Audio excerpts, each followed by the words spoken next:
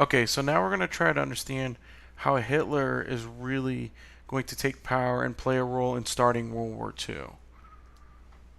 Now, Adolf Hitler and his political party, the National Socialist Party, or Nazis, Nazi is actually a derogatory term for National Socialist Party. However, it's pretty acceptable to call them Nazis because disrespecting the National Socialist Party is not is commonly accepted. Had been voted into power in Germany. Now, I want you to take a second and think about how scary that is. Hitler and the National Socialists, Nazis, had actually been voted into power by the German people. They did not initially take power. They are going to start taking power on their own later on, but they became the dominant political party in 1933. Hitler had promised the German people that Germany would be great again, and he would unify all German-speaking people.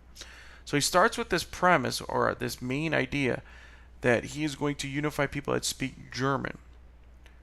Not all people that speak German live in Germany. There are other areas of Europe specifically where there are large German communities that we're going to find out about, like Austria, Czechoslovakia had parts, and even Poland and France. He then became Chancellor of Germany. Okay, and we're talking about what a chancellor is. So he was elected basically the president. He had the power of a president. The difference between a chancellor and a president is the chancellor is really the person that has most of the power behind the scenes. They do a lot of stuff. They actually do a lot of work and make a lot of decisions, while the president is kind of out there and goes around and kisses babies and shows up to speeches.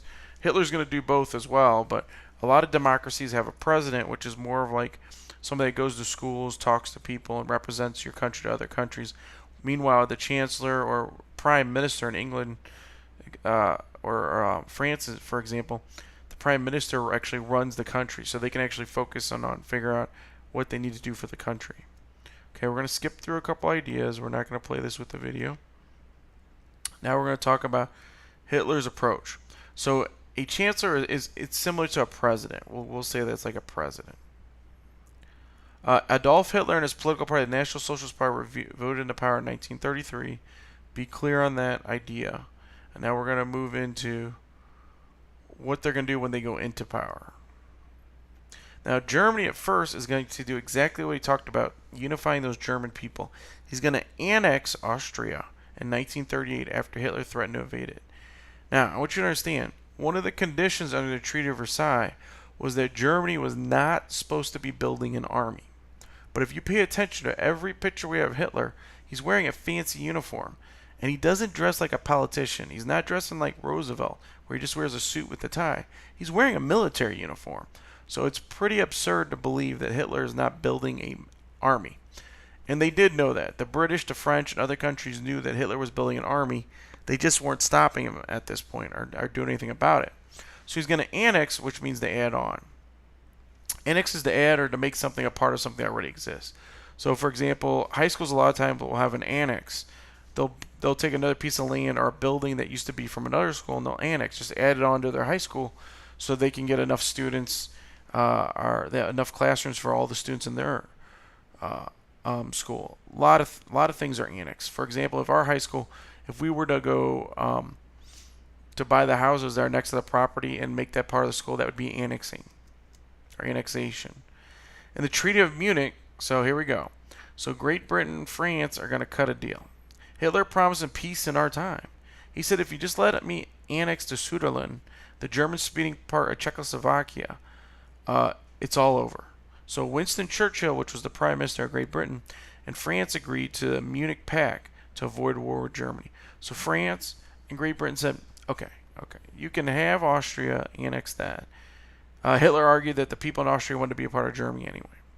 You can have the Suderland, which is part of Czechoslovakia, not the whole thing. And Hitler says, that's all I want, peace in our time. Meanwhile, you can make a prediction that he's building up an army.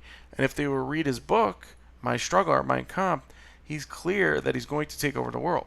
He is even going to go after America at some point. But he doesn't want to deal with America at first.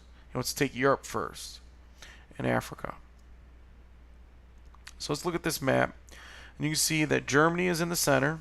And there's the Suderland immediately to the east. Prague is in there.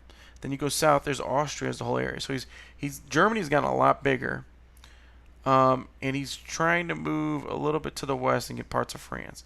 But instead, he looks more towards the east. And the next country that you can see, other than Czechoslovakia, is Poland. Poland's kind of the bumper between the Soviet Union. So you got Lithuania, Latvia, and Poland. Poland's the big boy, though. So, while one of the greatest enemies of a Nazi or a National Socialist or fascist is communists, and on the other side, communists can't stand the Nazis or fascists, a pact is going to be made. A pact is a formal agreement between people or parties. So, Stalin, who is the dictator of communist Russia, is going to make a pact with Adolf Hitler, who is the dictator of Germany. This is the deal. Hitler first of all, he quickly broke the pact and invaded Czechoslovakia and took over the rest of the country. So he had broken the Treaty of Munich pretty much right off the bat. Then he divided, we're going to find out right here, he divided Poland. Hitler then made a Nazi-Soviet pact, because the Russians are the Soviets and the Germans are the Nazis, where the USSR and Joseph Stalin invaded and split Poland. So he says, let's cut a deal. You get the west half of Poland, and I'll take the east half of Poland for Germany. And then everybody's happy. What a great deal, right? And these are two dictators that want to expand their territories. So at first it sounds like a good idea. What you're going to quickly find out, though, in 1939, Germany's going to invade west of Poland, and the USSR is going to invade the east.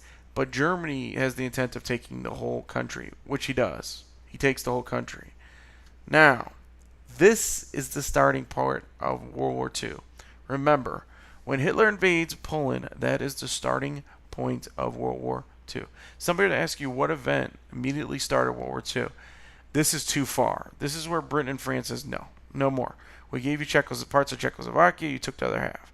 We gave you Austria, and now you've taken Poland. And we're going to find out, very similar to World War I, remember your main militarism, he's building up an army, alliances, he's formed an alliance with Italy. Imperialism, he wants to take over the world, and he keeps expanding his territories, and nationalism, the idea that his country and his race are the best. Now, Great Britain, France, and Poland had made a treaty, which we call an alliance. So, on September 3rd, 1939, Great Britain and France declared war on Germany, and World War II began. Key idea is, when Hitler invades Poland, he starts World War II. The game is over.